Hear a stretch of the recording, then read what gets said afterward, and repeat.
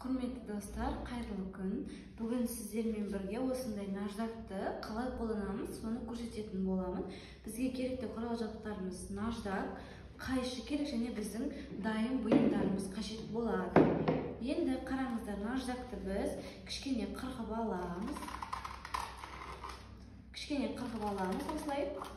Осылай қырқып аламыз. Енді қараңыздар, осындай дайын бұйымымызды біз тегістейтін наждактың көмегімен тегістейтін боламыз. Енді біз осы дайын бұйымымызды қалай тегістейміз? Қараңыздар, мына жерде арқаларында осындай жырылғандар болды ғой бізде. Енді осыларды тегістейтін боламыз. Осылай наждактың көмегімен осылай қырып алып тастайтын боламыз. Көрдіңіздер ме? Қандай тегіс болып шығады? Қараңыздар. Бір келкі тегіс болып шығады. Бізде осындай мінекей, қараңыздар. Қандай тегіс болады? Осылай наждакты біз осылай пайдаланамыз. Қараңыздар.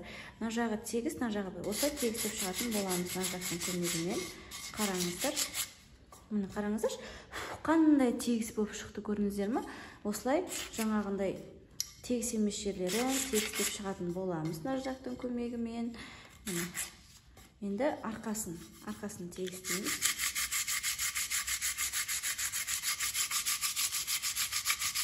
Тегіс емес, бұдыр-бұдыр жерлері болса, солай жасаймыз.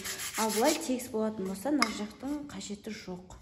Мінекей беті бір тегіс болды бізде. Осылай наждактың көмегімен осылай тазалап шығатын боламыз. Енді екінші біз осындай гүл салғышымыз, гүл салғышымыздың алды қараңыздар өте әдемі тегіс, бірақ арқаларында кішкене бұдырлары бар. Сол бұдырларды наждактың көмегімен тазалайтын боламыз. Қараңыздар.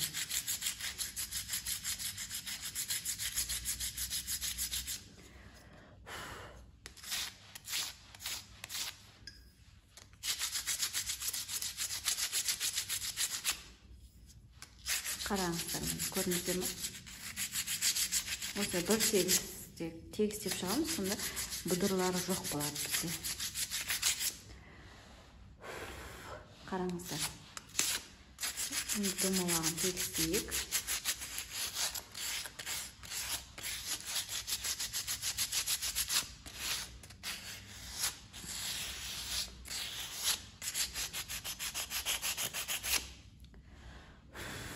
Қараңыздар, көрдіңіздер ме? Қандай тегіс болып шықты.